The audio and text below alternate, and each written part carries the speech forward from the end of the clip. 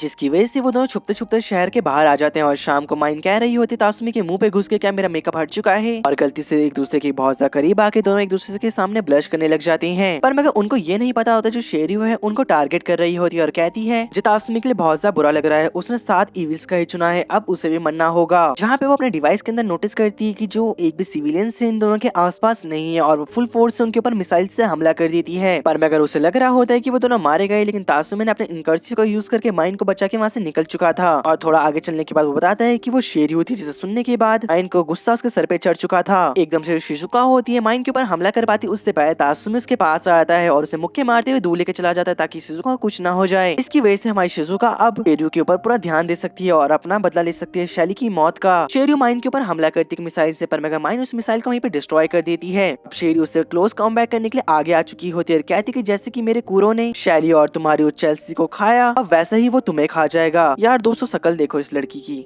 कैसी लग रही यार, इसे शक्ल देख के गुस्सा आ रहा मुझे। तो मैं तुम्हें सच बताऊं, अभी तक मेरी यूट्यूब की जर्नी का सेकंड पार्ट है जहाँ पे मुझे गुस्सा आ रहा हो किसी कैरेक्टर को देखकर। खैर अब इसमें हम कर भी कह सकते हैं, अपनी कहानी वापस आते हैं जहाँ पे माइन अपनी गन चेंज करते हुए कह रही होती है कि तुम्हें ओगर और स्टाइलिश के बुरे कर्मों के बारे में पता ही नहीं और तुम जस्टिस की बातें करती हो। और मैं तुम्हें एक बात बताऊं, तुम्हारी शक्ल और आवाज और मेरे को तुम्हारी हंसी, ये तीनों ही बिल्कुल पसंद नहीं। मानो ऐसा लग रहा हो कि कोई राक्षस अपने पिंजरे से छूट चुका हो। उसके बाद बैटल फिर से शुरू होती है। जो माइन होती इतनी तेज से हमला कर रही होती, जो कूरो होता है उसके हमले का जवाब ही नहीं दे पाता और कूरो मारा जाता। इससे पहले शेरू को बजरकर मोड ऑन करना पड़ता है क्योंकि कूरो हील ही नहीं हो पा रहा था। माइन इतने तगड़े अटैक कर रही होती है उसके सामने भी। हम देखते जो शेरू होती है माइन के ऊपर अटैक करने लग जाती है। माइन समझ पा रही होती है कि वो काफी ज्यादा स्ट्रॉन्ग हो चुकी है पहले से। माइन की 2 बुलेट शेरू के लगती भी है, पर मगर तभी शेरू माइन के फेस से पंचेस मारना शुरू कर देती है और इतने पंचेस मारती है कि माइन को होश नहीं आता और वो काफी बुरी तरीके से हार रही होती है। दूसरी तरफ शिजुका और तासुमी की फाइट हो रही थी, पर मगर तासुमी हार रहा होता है क्योंकि जो शिजुका थी उसे बैटल एक्सपीरियंस कुछ ज्यादा ही होता है। अभी शेरू कहने लग जाती है कूरो से कि हम दोनों आगे और पीछे से अटैक करेंगे और हम इन्हें बिल्कुल ही मौका नहीं देने वाले। यहाँ पर पैलेस के अंदर सुसानो को देखते हैं जो कि एक अटैक में नाटला और डोया को हरा के रख देता है। कुरामे लड़ने के तैयार तो हो चुकी थी, पर मगर उसकी तबीयत बहुत ज्यादा खराब हो रखी होती है और बुरी बात ये थी कि उसे अपने 2 अपोनेंट से लड़ना था, एक तो हमारा सुसानो और दूसरा माई लियोने। तभी हम देखते हैं वहाँ पे वेव आ जाता है और कहता है कि मैं तुम्हें बचाऊंगा, अब तुम लोग को मेरे से फाइट करनी पड़ेगी और वो अपने ग्रैंड जारेन का यूज करने लग जाता है। वहीं पे बोलिक बहुत ज्यादा डरा हुआ था, ऐसे कहती कि यहीं पे इसी कमरे में अगर तुम रहे तो तुम ठीक रहोगे। यहाँ पे जो तासुमी और शिजुका होते हैं फाइट करते करते एक पुरानी बिल्डिंग में आ चुके थे, जो कि प्लान तासुमी का होता है और वो हमला करके पूरी बिल्डिंग को नीचे गिरा देता है क्योंकि दरअसल तासुमी ने तो कवच पहन रखा था, पर मगर शिजुका ने कुछ नहीं पहन रखा होता, जिस वजह से वो बिल्डिंग के मलबे के नीचे दब के मारी जाती है। यहाँ पर जो हमारी माइन होती है वो नीचे पड़ी होती है और उसे अपनी बचपन की याद आ रही थी कि कैसे किसी लोग ने उसकी मदद नहीं करी जब तक उसने खुद की मदद नहीं करी। यहाँ पे जो बिजर कूरो होता है और शेरियो होते हैं वो माइन के ऊपर हमला करने के लिए आगे बढ़ते हैं, पर मगर माइन खड़ी होती है और जैसे कि माइन जितनी खतरे में होती है उसकी पावर उतनी बढ़ती है। इस बार उसकी पावर इतनी बढ़ जाती है कि वो कूरो और शेरियो को बीच से अपनी लेजर से काट डालती है और उनको बताती है जो मेरा रेलिक पंपकिन है वो मेरे इमोशन के ऊपर चलता है। लेकिन हम देखते कटने के बावजूद भी शेरियो हंस रही होती है और कहती कि मैंने खुद को सेल्फ डिस्ट्रक्ट में डाल दिया है और 1 मिनट के अंदर मैं फटने वाली हूँ, जहाँ पे इसकी वजह से तुम और मैं दोनों मारे जाएंगे। और हम देखते सुनने के बाद हमारी माइन भागने लग जाती है क्योंकि जो उसका पंपकिन था वो कुछ ज्यादा ओवरहीट हो चुका था, वो काम नहीं कर रहा था। जहाँ पे वो भागते भागते अब लड़खड़ा रही होती है। कूरो हमारे शेरू के पास आता है और कहने लग जाता है कि अब तक हमने जितना भी काम करा उसके लिए तुम्हारा शुक्रिया। शेरू कहती कि मैं भी मरना नहीं चाहती, पर मगर कूरो हमें अपने दुश्मनों को खत्म करना होगा। और हम देखते हैं कि वो बहुत ज्यादा बड़ा ब्लास्ट करती है, जहाँ पे ब्लास्ट के चपेटे में हमारी माइन भी आ चुकी होती है और थोड़ी देर बाद जब धूल छटती है हम देखते हैं कि वहाँ पर तासुमी आ चुका था जिसने की माइन को बचा लिया था। तासुमी कहता है मैं बिलोट और चेल्सी को तो नहीं बचा पाया, पर मगर मैं अपने और दोस्तों को खोने नहीं दूंगा। माइन दिखाना नहीं चाहती थी, पर मगर वो रोते रोते ब्लश कर रही होती है, कहते कि तुम्हारा बहुत बहुत शुक्रिया है। दूसरी तरफ एजदत जो होती है वो बोली के रूम में आती है और देखती बोली वहाँ पे नहीं होता। नाजिंडा उसके सामने नहीं आती और कहीं दूर से छुप के बोल रही होती है कि अब तक तो उसका काम तमाम हो चुका होगा। होता भी ऐसे ही है जहाँ पर लुबोक ने उसे मार दिया होता है और नाजिंडा ने उसके नौकर को। जहाँ पर एजदत कहती है कि तुम सामने नहीं आओगे और तुम ऐसे फाइट करोगी। वो कहती है हाँ, क्योंकि मुझे तुम्हारी स्ट्रेंथ के बारे में सबसे ज्यादा पता है। तो तुम्हें क्या लगता है कि मैं तुम्हारा सामना के फाइट करना चाहूंगी। यहाँ पर हमें तासुमी और माइन को दिखाया जाता है जो कि शहर को देख रहे होते हैं। माइन कहती है कि फाइट खत्म होने के बाद मैं तुम्हें कुछ बताना चाहती हूँ, तो तब तक तुम मरना मत। अगले सीन में जो पीएम हॉनेस्ट होते हैं और बाकी लोग होते हैं वो अपनी करंट सिचुएशन के बारे में देखते हुए बातें कर रहे होते हैं। बहुत से वाइस रॉयल्स से उन्होंने सरेंडर कर चुके हैं कि उन्होंने पहले से ही काफी सारे रेवोल्यूशनरी आर्मी वालों से बात करके रख रखी होती है। दरअसल ये वो वाइस रॉयल्स होते जिन्हें डिमोट कर दिया गया होता है, जो कि अब रेवोल्यूशनरी आर्मी के साथ ज्वाइन हो चुके हैं और उन सभी ने एम्पायर को धोखा दे दिया है। पर तभी वहाँ पर कमांडर इन चीफ ब्यूडो आता है ताकि वो एम्पायर को प्रोटेक्ट कर सके, क्योंकि उसकी फैमिली हजारों साल से यही करती आ रही है और वही उसकी जॉब है। तभी पीएम हॉनेस्ट कहता है कि मैंने एक नई टीम बनाई है जिसका कमांडर मेरा बेटा शूरा होने वाला है। तभी शूरा कहने लग जाता है ब्यूडो को कि ये छोटे मोटे काम मैं कर लूंगा, तुम्हें इसमें अपने नाक घुसाने की कोई जरूरत नहीं है। जो पीएम हॉनेस्ट होते हैं वो शूरा को कहते हैं खुद को प्रूव करके दिखाओ, क्योंकि उसके मन में चल रहा होता है कि अगला सक्सेसर वो अपने खुद के बेटे को ही बना देगा। ये पैलेस में हमारा जो रन होता है ब्रेकफास्ट बना के लेके आता है अपने और वेव के लिए, क्योंकि जो हमारा फॉल्स था वो बेचारा मारा जा चुका है। तो शूरा की टीम के बारे में बातें करने लग जाते हैं और कहते हैं कि जो येगर्स की टीम है वो भी आधी हो चुकी है। और हम देखते बातें करते करते जो लियो में होती है वो बेहोश हो जाती है। यहाँ पर जो हमारा ल्यूबोक होता है और हमारा तासुमी होता है वो अपनी पब्लिक स्काउटिंग करने के लिए वापस जा रहे होते हैं और यहाँ पर माइन और लियोने सिवर के अंदर मार्किंग कर रहे होते हैं। पर तभी हम देखते हैं जो लियोने होती है माइन को तासुमी के नाम से लेके छेड़ने लग जाती है और माइन ब्लश कर रही होती है, क्योंकि लियोने ने नोटिस करा होता है जब से माइन वापस लौटी है फाइट के दौरान से वो कुछ बदली बदली से लग रही है। लेकिन तभी माइन कहने लग जाती नहीं ऐसी बात नहीं है बिल्कुल भी। लियोने कहती तो फिर ठीक है, तो तुम्हें तासुमी नहीं चाहिए तो मैं उसे रख लूंगी। लियोने चिढ़ते हुए कहती कि नहीं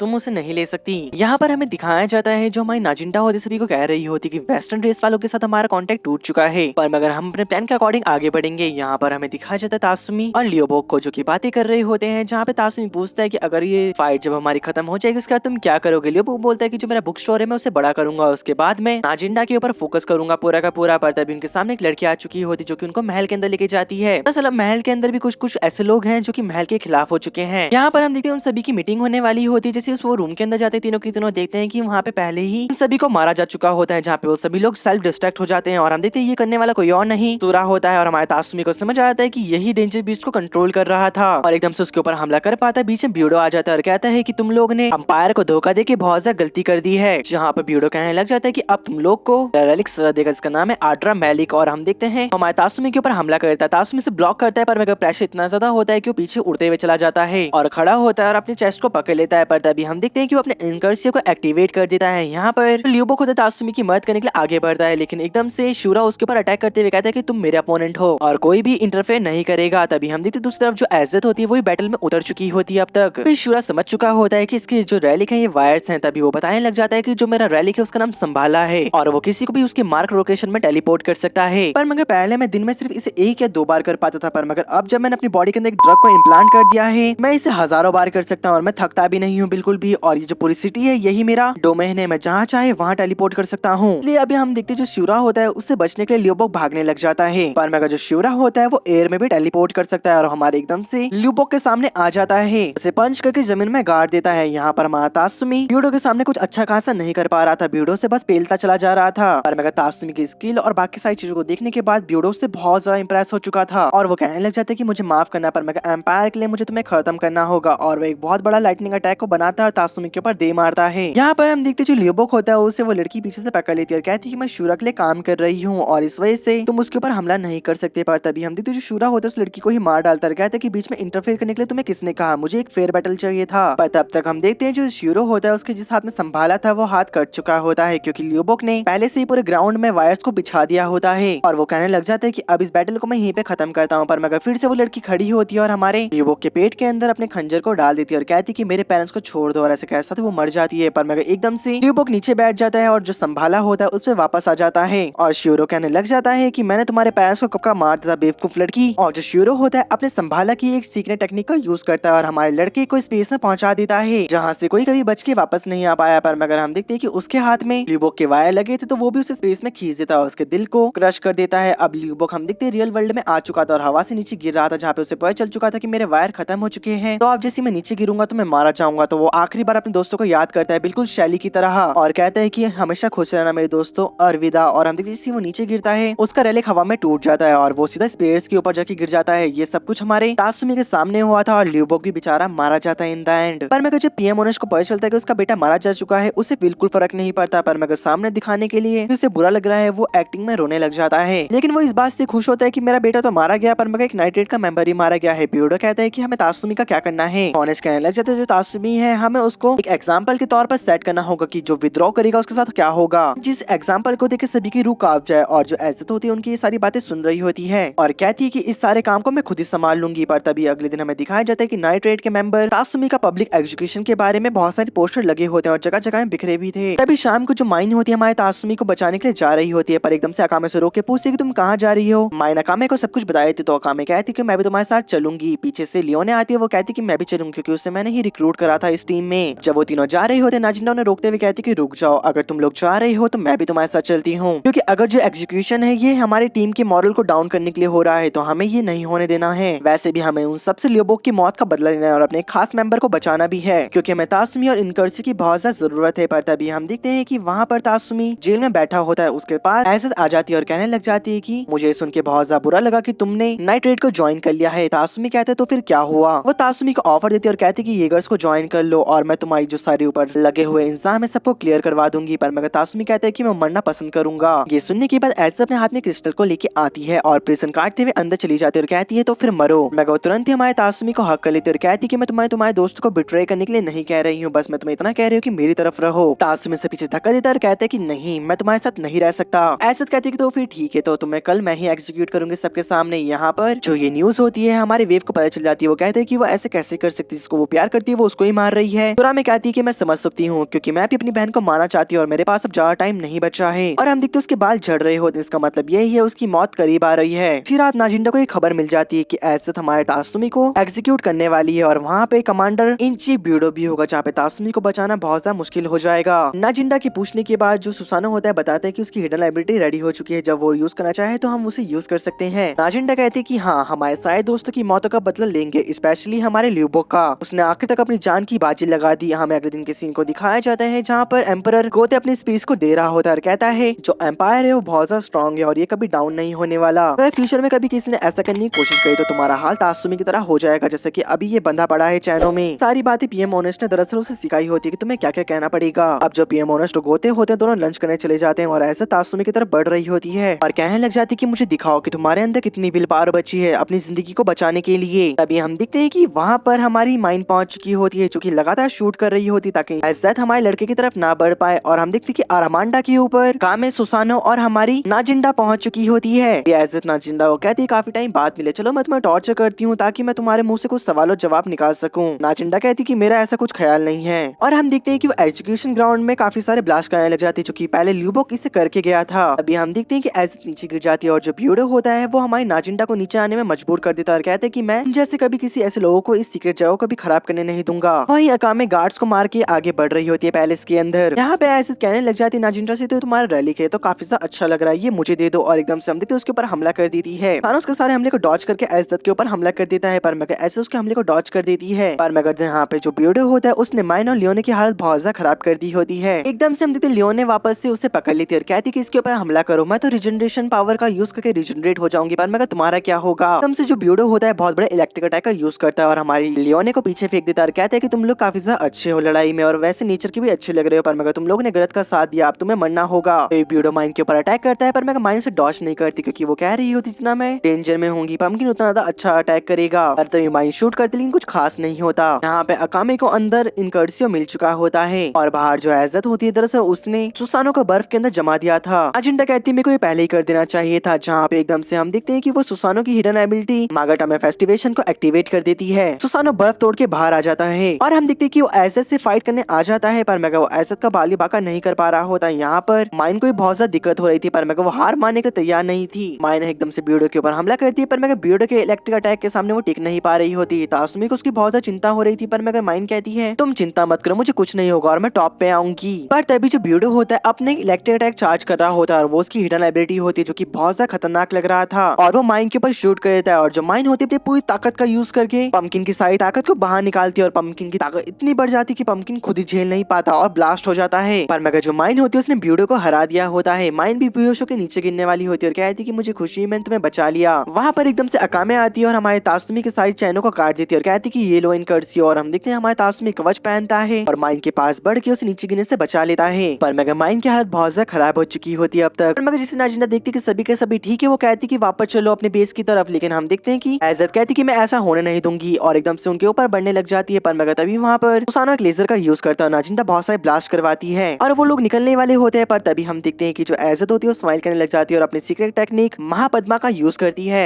जिससे कि वो टाइम और स्पेस को फ्रीज करके रख देती है। पर मगर वो दिन में सिर्फ एक बार इसे यूज कर सकती है। जहाँ पे सुसानो के पास जाती है, उसके दिल के आर पार अपनी स्वॉर्ड करती है, सुसानो मारा जाता है और वो कहती है कि चलो मैं तुम सभी को टॉर्चर रूम लेके चलती हूँ। और हम देखते हैं टाइम को वापस से नॉर्मल कर देती है। लेकिन हम देखते हैं जो हमारी नाजिंडा होती है मागाटामे फेस्टिवेशन का वापस से यूज करती है, सुसानो को वापस से जिंदा कर देती है और ये थर्ड टाइम था। और इसके बाद नाजिंडा इसे फिर से यूज करेगी तो वो भी मारी जाएगी। पर मगर हम देखते हैं कि इस टाइम वो अपनी पूरी जान छोड़ देती है इस टेक्निक में और सुसानो भी बहुत ज्यादा ताकतवर हो चुका था। तासुमी सुसानो कहते हैं कि मैं तुम्हारी मदद करने आ रहा हूँ, पर मगर नाजिंडा बाकी सब लोग मना करते हैं ऐसा मत करो क्योंकि हमारा रियल मोटिव यही था कि हम तुम्हें बचाने आए। जो सुसानो होता है वो ही मना कर रहा होता है और कहता है मुझे नहीं लगता कि मैं एज़ेथ को हरा पाऊंगा, पर मगर एज अ रैलिक मैं 1000 साल जिया। लेकिन मैं तुम्हें बताऊं मेरा बेस्ट टाइम तुम लोग के साथ था, जो कि मैं तुम्हारे साथ अभी तक बिताया और जो हजारों साल के अंदर मेरे अंदर इमोशन डेवलप नहीं हुए वो तुम्हारे साथ हो गए थे। तो अगर मैं मारा जाता हूँ तो इससे मुझे कोई भी दिक्कत नहीं है। और हम देखते हैं कि सुसानो की बात सुनने के बाद जो हमारा तासुमी होता है वो उसके डिसीजन की रिस्पेक्ट करता है और वहां से निकल जाता है माइन को लेकर। पर मगर हम देखते हैं जो एज़ेथ होते हैं उनके ऊपर अटैक करती है, पर मगर सुसानो उसके सारे अटैक को रोक लेता है और उसका साथ जज्बा देखने के बाद एज़ेथ कहती है कि मैं तुम्हें एक रैली के तौर पर याद नहीं रखूंगी, मैं तुम्हें एक वॉरियर के तौर पर याद रखूंगी। और वो फिर दोनों एक दूसरे के ऊपर एक फाइनल हमला करते हैं। यहाँ पर तासुमी माइन को जल्दी से लेके जाता है ट्रीटमेंट के लिए, वरना वो मारी भी जा सकती है। मगर माइन कहती कि मेरे को यहीं पे उतार दो, मेरे पास अब ज्यादा टाइम नहीं बचा है क्योंकि तुमने मुझे क्यूरियोसिटी में बचाया था तो मैंने अपना जो एहसान था वो झुका दिया है। पर मगर मैं चाहती थी कि हम लोग आखिर तक फाइट करें और इस एम्पायर को जीत ले। पर मगर तभी हम देखते तासुमी कहता है कि नहीं हम जरूर करेंगे। वो कहती है कि तुम खुद से झूठ बोले क्योंकि तुम्हें ही पता है कि अब मैं नहीं बच सकती। तासुमी सुनने के बाद रोने लग जाता है। हम देखते हैं वो कहती कि रो मत, तुम एक मर्द और मर्द रोते हुए अच्छे नहीं लगते। हम देखते हैं कि इन द एंड वो तासुमे से अपनी फीलिंग को शेयर कर देती है, जहाँ पे हम देखते हैं मरने से पहले फर्स्ट एंड आखिरी बार हमारे तासुमे को किस करती है और वो मारी जाती है उससे आई लव यू बोलने के बाद। यहाँ पर हमें दिखाया जाता है सब लोग अपने बेस में वापस लौट चुके होते हैं। सभी को बहुत ज्यादा बुरा लग रहा था उसकी मौत पर मगर हम देखते हैं जो नाजिंडा होती है वो तासुमे को कहती है कि इतने उदास मत हो, हमें आर्मी के मॉरल को बचाना था। और अगर देखा जाए तो हमें फायदा हुआ है क्योंकि उनका बियोडो मारा जा चुका है, उनके बहुत सारे सैनिक मारे जा चुके हैं। मगर मेरे को बहुत ज्यादा दुख हो रहा है सुसानो और हमारी माइन की मौत का। जिंडा ये सब कुछ नहीं दिखा रही होती पर मेरे को सुसानो को खोने के बाद वो बहुत ज्यादा उदास हो चुकी थी और काफी ज्यादा गम में भी। और वो कमरे के अंदर आती और बताती कि हिडन एबिलिटी का यूज करने के बाद रेलिक नहीं मरता, उसका यूजर मरता है। पर मगर हमारे सुसानो ने खुद की जान ले ली और खुद की स्पिरिट एनर्जी का यूज करके खुद को ही मार दिया और हमारी नाजिंडा को बचा लिया। अभी जो तासुमी होता है वो माइन से आखिर बार प्रॉमिस करता है और कहता है कि माइन जैसा वर्ल्ड चाहती थी कि मैं वैसा ही वर्ल्ड बनाऊंगा और कोई भी किसी के ऊपर भेदभाव नहीं करेगा। यहाँ पर अब हम देखते हैं एम्पायर के अंदर जो सारे लोग होते हैं वही एम्पायर के खिलाफ हो चुके थे और वहाँ पे आर्मी उन्हें रोक रही होती है। और हम देखते हैं जो वेव था ये सब कुछ देख रहा था। जोरन होता है वेव को बताते कि मुझे पता था कि एक दिन ऐसा आएगा कि जो ये कैपिटल है इसके लोग की कैपिटल के ऊपर उंगली उठाने लग जाएंगे क्योंकि कैपिटल करप्ट हो चुका है और मैंने येगर्स को इसलिए ज्वाइन करा ताकि मैं कैपिटल के अंदर से ही येगर्स की सोच को बदल सकूं। वेव और कोरामे को यही बताते कि अब तुम्हें जो करना है तुम वो कर सकते हो, क्या तुम यहाँ से भागना चाहोगे, तुम्हारा पीछा कोई नहीं करेगा। कोरामे कहती कि नहीं, मुझे अपनी आजादी नहीं चाहिए, मुझे कुछ और चाहिए। दूसरी तरफ हमें एज़ेथ को दिखाया जाता है कि रेवोल्यूशन आर्मी के ऊपर अटैक कर देती है और कहती है कि मेरे को पता था कि तासुमे मौत को छू के यहाँ से निकल जाएगा क्योंकि हम दोनों एक दूसरे के लिए बने हैं। यहाँ पर हमें गोते को दिखाया जाता है जिसे सारे मिलिट्री मेंबर, एडवाइजर्स और उसके जो सैनिक थे बता रहे होते हैं जो एम्पायर है उसकी हालत बहुत ज्यादा खराब होती जा रही है। गोते को लग रहा होता है कि उसकी कुछ ना कुछ तो यहाँ पे गलती है जिसकी वजह से उसके रूल के अंदर एम्पायर खत्म होता जा रहा है। वो पूछता है कि मैंने गलत क्या किया है। तभी हम देखते जो होनेस्ट होता है वहाँ पे आता है और कहता है कि नहीं तुमने कुछ भी गलत नहीं करा है और वो सभी को कहने लग जाता है कि ट्रम्प कार्ड को तैयार करो। अभी हमें पब्लिक एजुकेशन को दिखाया जाता है उन सभी लोगों का जो कि उन लोगों को विरोध कर रहे थे। वहाँ पर हमें दिखाया जाता है एक लड़की के ऊपर कुरामे ने अकामे के लिए डुअल का मैसेज लिख रखा होता है पर मगर हमारा तासुमी कहते हैं कि तुम अकेले मत जाओ, वहाँ पे खतरा हो सकता है। अकामे कहती कि मुझे इसकी चिंता नहीं है, मेरे को सारी बाकी चीजों को सेटल करना है और जो कुरामे चाहती है मेरे को वो भी करना होगा क्योंकि जो उसका डिसीजन है मैं उसकी रिस्पेक्ट करती है। और हमें दिखाया जाता है कि शाम को फैसिलिटी की तरफ वो बढ़ जाती है पर मगर आने से पहले हमारे तासुमी से प्रॉमिस लिया था कि वो जिंदा वापस आएगी। जहाँ पे हम देखते फैसिलिटी के अंदर जो कुरामे होती है वो पहले से ही थी और वो दोनों पहले बैठ के बातें करते हैं क्योंकि ये वही जगह थी जहाँ पे दोनों अलग हो चुके थे एक दूसरे से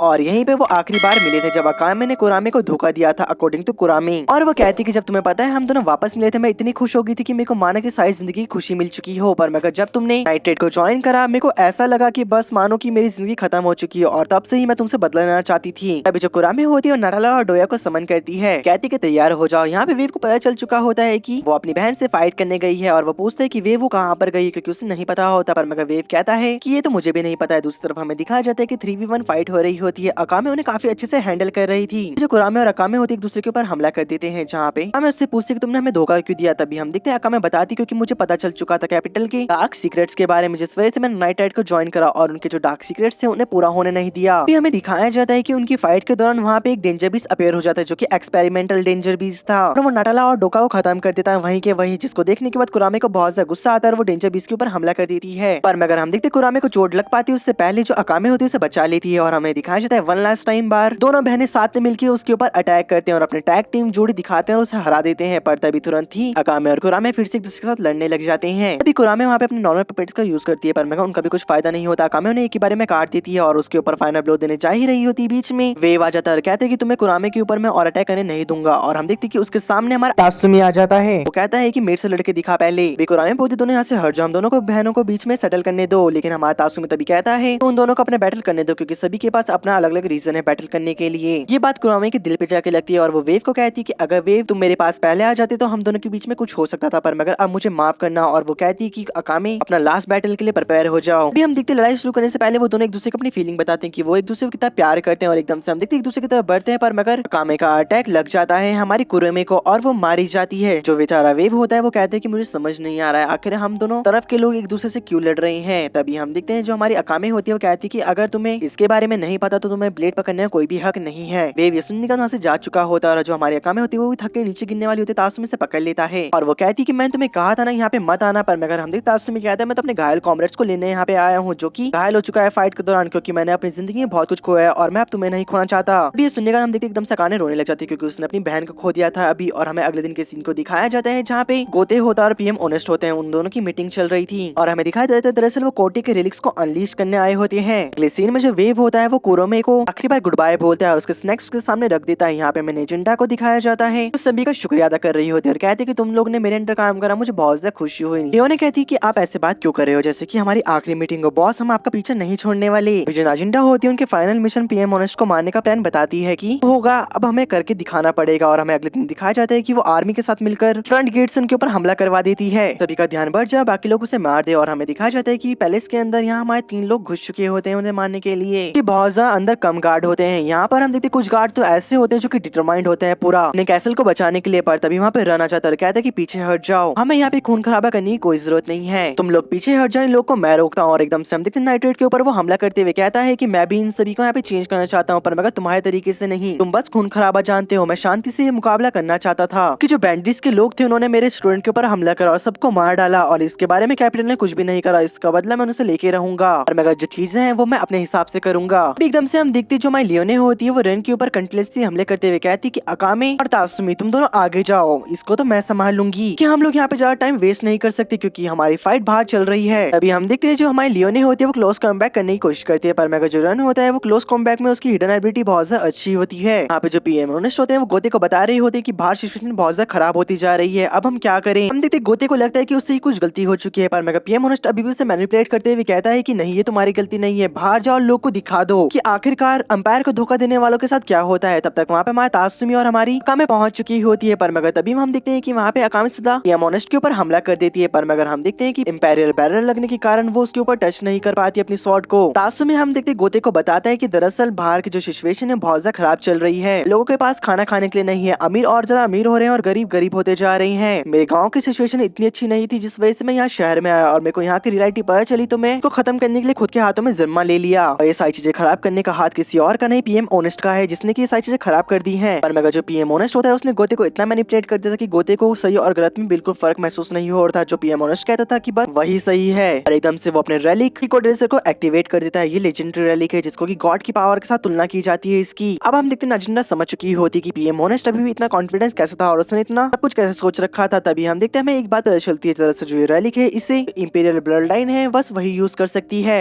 जब गोते होता है वो नॉर्मल लोगों के ऊपर हमला करते हुए सोच रहा होता है कि बस मैं तो बुरे लोगों को मार रहा हूँ, और जो पीएम ऑनेस्ट होता है वो कहता है कि हाँ ऐसे ही मारो। उसके मन में चल रहा होता है मैं तो अभी भी अथॉरिटी के बीच में ही रहूंगा जहाँ पे मैं कुछ भी कर सकता हूँ और मैं नॉर्मल लोगों से वापस से इसे रिबिल्ड करवा लूंगा। यहाँ पर हम देखते हैं अकामे कोटे के पर्सनल गार्ड से लड़ रही होती है जो कि कमजोर नहीं होते, वो उसे कड़ी टक्कर दे रहे थे। तासुमी कोते वो कहते हैं कि तुम कैसे इतने अंधे हो सकते हो जो कि तुम अपने लोगों को मार रहे हो, पर मैं कोते को कुछ भी समझ नहीं आ रहा होता कि यहाँ पे चल क्या रहा है। तासुमी फाइट करने की कोशिश करता है कोते से, पर मैं उसका रैली कितना ज्यादा बड़ा होता है कि तासुमी उसके सामने कुछ नहीं कर पाता और कोते उसे हाथ में भर लेता है अपने। देखते हैं कि तासुमी को जमीन में पटक देता है, पर मगर वेव उसकी जान बचा लेता है और कहता है कि मैं एक सोल्जर हूँ जो कि सारे लोगों की जान बचाएगा। देखते जो वेव होता है वो भी कोते को समझाने की कोशिश करता है, पर मगर वो उसकी बात नहीं मानता और एक बहुत बड़ा अटैक फिर से कराया था अपने सिविलियंस के ऊपर। जो हमारा रन था और हमारी लियोने थी वो मिलके लोगों को बचा रहे होते हैं। यहाँ पे तासुमी और वेव दोनों मिलके फाइट करते हैं, पर मगर जो कोते होता है उनकी पावर को ओवर पावर कर देता है। पर मगर जो तासुमी होता है उसे कोते की रैली की वीक स्पॉट्स मिल चुकी होती है, जैसे कि हमें सुसानो ने बताया था कि कोई कितना भी ताकतवर हो पर मगर उसका एक वीक स्पॉट तो होता ही होता है। तासुमी कहता है कि वेव इसे डिस्ट्रैक्ट करो, मैं इसे खत्म कर दूंगा, पर तभी हम देखते हैं जो वेव होता है उसे डिस्ट्रैक्ट करने की कोशिश करता है। तासुमी उसके वीक स्पॉट में पंच करता है और वहाँ पे बहुत बड़े बड़े स्क्रैच आ चुके होते हैं, पर तभी हम देखते हैं कोते उनके ऊपर अटैक करके दोनों को डाउन कर देता है। कोते उन दोनों कहते हैं कि प्लीज हार मान लो, मैं तुम लोग से रिक्वेस्ट कर रहा हूँ। अभी हम देखते हैं जो तासुमी होता है ब्लेड को याद करता है, कहते हैं कि नहीं मैं ऐसा हार नहीं मान सकता, मुझे कभी ब्लेड ने हार माना नहीं सिखाया। और हम देखते हैं इनकर्सियो को यूज करता है और एकदम से फिर से उसका इनकर्सियो लेट होता चला जा रहा था और हम देखते हैं कि गोल्डन इनकर्सियो में वो ट्रांसफॉर्म हो जाता है, जहाँ पे इस बार तासुमी के 2 विंग्स भी होते हैं। जो कोते होता है ये सब कुछ देखने के बाद अपनी पूरी पावर का यूज करता है, तासुमी को डाउन करने की कोशिश करता है, पर मगर वो ऐसा कर नहीं पाता। और हम देखते हैं तासुमी पूरी फुल पावर की वजह से जहाँ पे उसका वीक स्पॉट था वहाँ पंच करता है और हम देखते हैं कि जो उसका स्कोर सर था वो टूट जाता है। जहाँ पे हम देखते हैं कि तासुमी नोटिस करता है कि वो वहीं पे गिर रहा है जहाँ पे सारे आम नागरिक हैं। तासुमी खुद की चिंता नहीं करता और उसे रोकने के लिए सबके सामने आ जाता है और पुल जान लगा के उसके रैली को रोक देता है, जिसमें तासुमी की इतनी गंदी हालत हो चुकी होती है कि बस वो कुछ सेकंड में मरने ही वाला होता है। उसके पास वहाँ पे अकामे आती है, तासुमी से हक करते हुए कहता है कि अकामे मुझे माफ कर देना, पर मगर मैं अपना जो प्रॉमिस था वो तुमसे पूरा नहीं कर पाऊंगा। और तासुमी अकामे की बाहों में मर जाता है, जहाँ पे अकामे रोते हुए कहती है कि तुमने मुझसे प्रॉमिस करा था कि तुम जिंदा रहोगे, तुम भी सब बाकियों की तरह निकले और मेरे को छोड़ के चली गई। यहाँ पे हम देखते कोते कह रहा होता है क्या मैं हार गया, पर मगर ऐसा क्यों हुआ। पर तभी हम देखते हैं वहाँ पे ऐसा आ जाते और कहती है क्या तासुमी मारा गया, तासुमी इसलिए मरा क्योंकि वो कमजोर था, पर मगर मेरे अंदर ये कौन सी फीलिंग है, मानो कि मेरा दिल टूट चुका हो और वो अंदर से बहुत ज्यादा रो रहा होता है। यहाँ पे रेवोल्यूशनरी आर्मी आ जाती है, वो लोग कह रहे होते हैं बस एज़डेथ ही बची है, इसे मार दो और हम जीत जाएंगे। पर तभी एज़डेथ वहाँ पे बहुत बड़े गोल गहरे में अपनी आइज को काफी ऊंचा बड़ा कर दी थी ताकि कोई भी अंदर ना आ आ सके और वो आखिरी बची मेंबर यानी कि हमारी अकामे के साथ डुअल कर सके। अकामे कहती कि तुम हार चुकी हो। अगर हम देखते हैं एज़ेथ कहने लग जाती कि मैं नहीं, एम्पायर हारा है और जो मेरा हंट है वो कंटिन्यू रहेगा। अगर जरूरत पड़ी तो मैं दूसरे बैटलफील्ड में जाऊंगी जहाँ पे उन दोनों के बीच में डुअल शुरू हो जाता है। इसमें अकामे को एज़ेथ डोमिनेट कर रही होती है। यहाँ पे अकामे को बहुत ज्यादा दिक्कत हो रही होती है। पर मगर हम देखते हैं एज़ेथ कहती कि जितना मैं सोचा था कि तुम मुझसे ताकतवर हो, पर मगर मैं एक बात नहीं पता जो कि मैं तुम्हें बता देना चाहती हूँ कि इस मैच को मैं ही जीतने वाली हूँ। अगर तुम जीना चाहती हो अपनी स्वॉर्ड को फेंक दो और मेरे लिए सर्व करना शुरू कर दो। हमें मना करते हुए कहती कि कभी नहीं होने वाला। तुमने नहीं देखा कि जो तासुमी था उसने आखिर तक लोगों की मदद करी और उनकी जान बचाने के लिए खुद की जान ले ली। जो जिंदा है वो जीने के लायक है, पर मगर तुम इस बात को कभी नहीं समझ पाओगी। ऐसे उसकी बात नहीं सुनती और चारों तरफ से उसके ऊपर अटैक करना शुरू कर देती है वापस। जब हम देखते हैं कि एज़ेथ के कोई अटैक काम नहीं कर रहे होते तो वो उसके ऊपर अपनी टांग से हमला करने लग जाती, जो कि काफी ज्यादा ताकतवर होती है और उसके ऊपर वर्क भी कर रही थी। एज़ेथ उसे बोलती कि इस जगह पे कमजोर की कोई जरूरत नहीं है, कमजोर सारे मारे जाएंगे। मगर अब कुछ ज्यादा ही हो चुका था एज़ेथ का, जहाँ पे हम देखते हैं अकामे कहती है कि अब मैं तुम्हें नहीं छोड़ूंगी और अपने हाथ में कट लगा के अपनी हिडन एबिलिटी को एक्टिव कर लेती है। दरअसल उसकी हिडन एबिलिटी ये होती है कि आज तक जितने भी लोगों को उसने मारा है उनकी सारी पावर वो यूज कर सकती है। हम देखते हैं एज़ेथ को बहुत ज्यादा दिक्कत हो रही होती है अकामे के सामने और हम देखते हैं वो उसे डोमिनेट आराम से कर पा रही होती है। और पहली बार ऐसा होता है कि एज़ेथ की आंखों में डर होता है अपनी पूरी जिंदगी में। एज़ेथ जिस साइड से दूसरों को मारा करती थी अब वो खुद के लिए उसे शील्ड के तौर पे यूज कर रही होती है, पर मगर हमारी अकामे उसके हाथ के अंदर स्टेप कर देती है। अब जो कर्स था पूरे शरीर में फैल पाता उससे पहले जो हमारी एज़ेथ होती है अपने हाथ को काट के नीचे फेंक देती है और कहती है कि मुझे इस बैटल में बहुत ज्यादा मजा आ रहा है। और वो कहने लग जाती है अब जो ये बैटल है एक डेथ बैटल होगी, इसमें से हम दोनों में से कोई पीछे नहीं हटेगा। अब जो हमारी एज़ेथ होती है अपने फुल फोर्स से हमला करने लग जाती है, पर मगर फिर भी अकामे उसे डोमिनेट करने लग जाती है। और मगर उसे पता था कि जो उसकी एबिलिटी जल्दी खत्म होने वाली है। वो कहती है कि अब मैं अपना फाइनल ब्लो में तुम्हें खत्म कर दूंगी। और जैसे वो उसके ऊपर अटैक कर पाती है हमारी एज़ेथ अपनी हिडन एबिलिटी का यूज करती है और महापद्मा को एक्टिवेट कर देती है, जहाँ पर टाइम और स्पेस फीस हो जाता है। और हम देखते हैं कि वो अपनी एक स्वॉर्ड बनाती है आइस की और अकामे को मारने में कामयाब रहती है, पर मगर ये सिर्फ उसका एक मिराज था, जहाँ पे ऊपर से अकामे आती है और उसको कट कर देती है और कहती है मैं बस इसी का वेट कर रही थी कि तुम कब अपना महापद्मा का यूज करोगी ताकि मैं अपनी मिराज एबिलिटी का यूज कर पाऊं और तुम्हें मार सकूं। तभी एज़ेथ कहती है कि लगता है कि अब मेरी मरने की बारी आ चुकी है, जहाँ पे हम देखते हैं कि वो अकामे को फ्रीज कर देती है क्योंकि अकामे की अब पूरी एनर्जी खत्म हो चुकी थी। और हम देखते हैं हमारे तासुमी की तरफ बढ़ते हुए कहती है अच्छा होता अकामे की तुम मेरी तरफ होते। और हम देखते हैं उसे हक करते उसे प्यार करने लग जाती है और हम देखते हैं कि वो दोनों को फ्रीज करती है अपनी बर्फ के अंदर और उस बर्फ को तोड़ देती है, जिसका सीधा सीधा मतलब ये है कि वो बस अपने प्यार तासुमी के पास जाना चाहती थी और एंड तासुमी उसका हो जाता है क्योंकि दोनों साथ में मारे जा चुके थे। और ये सब हमारी अकामे अपनी आंखों के सामने देखती है, पर मगर उसे यकीन नहीं होता कि अब क्या हुआ। दूसरी तरफ हमें दिखाया जाता है पीएम ओनेस्ट को, जो कि अभी भी जिंदा होता है। उससे हमारी लियोने ढूंढ लेती है और हमें दिखाया जाता है कि जो पीएम ओनेस्ट का रेलिक होता है दरअसल वो ये होता है वो किसी भी दूसरे के रेलिक को तबाह कर सकता है। और हम देखते हैं वो ऐसा ही करता है, जहाँ पर हमारी लियोने भी एक नॉर्मल ह्यूमन बन चुकी थी। उसका रेलिक तबाह होने के बाद उसके ऊपर पीएम ओनेस्ट उसके ऊपर अपनी गन के साथों गोली खाली कर देता है, पर मगर हमारी लड़की की जो सोल होती है बहुत ज्यादा ताकतवर होती है, जहाँ पे पीएम ओनेस्ट के मुंह में मुक्के मार मार के उसका दांत उसकी नाक जबड़ा आंखों सब फोड़ के उसे जान से मार डालती है। और अगले सीन में हमें दिखाया जाता है जो हमारी लियोने होती है वो आसपास देखती है और कहती है अकामे को कि अब तुम लोग सब मिलके एक नए कैपिटल को बनाओगे और हम लोग की मुलाकात फिर से होगी, जहाँ पे वो उसे हक करके वहाँ से निकल जाती है और स्लम एरिया में आती है, जहाँ पे पूरा अंपायर जश्न मना रहा होता है। और हमें दिखाया जाता है कि वो स्लम एरिया में आने के बाद सभी को देखती है खुश है वो लोग, और वो एकदम से वहाँ से गायब हो जाती है। और हमें एक अंधेरी गली का सीन दिखाया जाता है, जहाँ पे हमारी लियोने ने अपना दम तोड़ दिया था और वो मारी जाती है क्योंकि पीएम ओनेस्ट की जो 7 गोलियां उसके लगी थी उसकी वजह से उसकी मौत हो जाती है। पर मगर वो मरते टाइम भी एक काफी प्यारी और बड़ी स्माइल देके मरी। गोते के पब्लिक एजुकेशन को दिखाया जाता है। गोते ने खुद ही अपने लिए डिसाइड करा था नाजिंटा को कहकर कि उसका एजुकेशन किया जाए, क्योंकि मैं एज ए एम्परर फेल हो चुका हूँ और मेरे को अपनी डेथ को एक्सेप्ट करना ही होगा, वरना मुझे अपने ऊपर हमेशा गिल्ट रहेगा। हम देखते हैं मरने से पहले वो नाजिंटा को कहता है कि प्लीज ऐसा देश बनाना जहाँ पे खून खराबा बिल्कुल भी ना हो और सभी लोग अपनी जिंदगी बहुत ही अच्छे से बिता सके। वहीं पे हमें रन और वेव को दिखाया जाता है, जो कि कुरामी के देव को विजिट करके उसके लिए बहुत सारे तोहफे लेके आ रखे थे। वो लोग कह रहे होते हैं कि हमें लगता है कि अब अंपायर बहुत ज्यादा अच्छा हो जाएगा। हमें यहाँ पे तासुमी के विलेज को दिखाया जाता है कि जहाँ पर तासुमी के विलेज वालों को बहुत सारे सोने के सिक्के दिए गए होते हैं ताकि वो अपनी जिंदगी को अच्छा बिता सकें। पर मगर उन्हें क्या पता था कि जो ये सोने के सिक्के हैं वो तासुमी की मौत के बदले आए हैं। वो सब कह रहे होते तासुमी साया और यासु के आ जाने के बाद हम एक बहुत बड़ी पार्टी करेंगे, पर मगर उन्हें क्या पता था अब वो लोग कभी नहीं आने वाले, क्योंकि वो अंपायर को बचाते हुए अपनी जान दे गए। कुछ दिन बाद कैपिटल में सब कुछ रिपेयर होना शुरू हो गया था और इसमें बॉल्स की फैमिली भी काफी ज्यादा मदद कर रही है। यहाँ पे हमें अकामे को दिखाया जाता है जो कि अंपायर को देख रही थी और उसके पास तासुमी का लाया हुआ स्टैचू था। वहाँ पे नाजिंडा भी आ जाती है और वो कहती सिटी का काम बहुत जोर शोर से शुरू हो चुका है, मैं आशा करती हूँ कि एक अच्छा एम्पायर यहाँ पे बने। और वो बताती कि मेरी लाइफ बहुत ज्यादा कम बची है, पर मगर जितनी बची है मैं यहाँ पे कैपिटल की फाउंडेशन और बाकी चीजों को मजबूत करने में बिता दूंगी। हम देखते हैं कि वो दोनों आखिरी में हाथ मिलाते हैं और हमारी वहाँ से अकामे निकल जाती है उसे बेस्ट ऑफ लक कहकर, और हमें बताया जाता है कि नाजिंडा नाइट्रेट के सारे रिकॉर्ड्स को मिटा देती है और उसे एक सीक्रेट कर देती है ताकि बाकी लोगों को कभी पता ना चले इसके बारे में। अकामे के बारे में बताया जाता है जिसने कि अभी भी अपना असिस्टेंट के काम को लिया है और वो इसी पाथ में आगे बढ़ेगी। जिसके साथ हमारा ये एनिमे यहीं पे खत्म हो जाता है। तो गाइस अगर मैं तुम्हें सच बताऊं तो मेरे को तासुमी और हमारे लियोने की डेथ से बहुत ज्यादा शौक पड़ा, और जो हमारे सारे नाइट्रेट के मेंबर थे उनकी मौत से मेरे को काफी ज्यादा बेकार लगा। अगर राइटर चाहता तो उन्हें बचा लेता, पर मगर किसी की मौत ना होए तो कहानी में ट्विस्ट कहाँ से आता है और कहानी में लोगों को देखने में मजा कहाँ से आएगा। पर मगर आप मुझे कमेंट में बताना कि आपका फेवरेट कैरेक्टर कौन था। अगर मैं आप लोग को सच बताऊं तो शायद द नाइट्रेट के मेंबर मेरे फेवरेट थे और एज़ेथ और येगर भी। तो आप मेरे को कमेंट में जरूर बताना कि आपका फेवरेट क्या था। और मैं आपको पहले ही बता दूं इस एनिमे के अगले और एपिसोड नहीं आने वाले क्योंकि इसकी जो कहानी थी यहीं पे खत्म हो चुकी है। अब अगर आपको ऐसे एनिमे देखने हैं तो कमेंट में मेरे को बता देना, मैं उनको एक्सप्लेन कर दूंगा। हम मिलते हैं अगली वीडियो में, तब तक ले बाय बाय दोस्तों और सायोनारा गाइस।